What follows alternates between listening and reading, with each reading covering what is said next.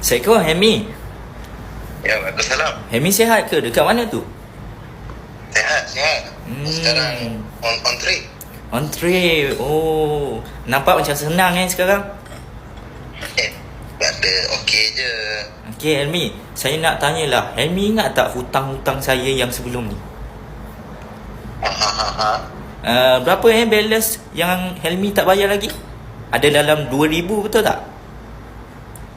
Betul. Okey. So agak-agak Helmi bila boleh settlekan hutang-hutang saya tu? Sebab saya nampak sekarang tengah senang pergi trip sana sini, betul tak? Ini trip company. Oh, trip company. Okey.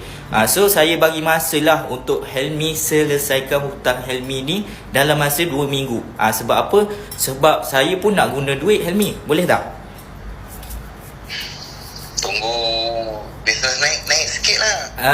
Tak boleh, saya tetapkan dalam masa 2 minggu juga. So awak kena cari juga jalan penyelesaian untuk settlekan hutang saya dalam masa 2 minggu.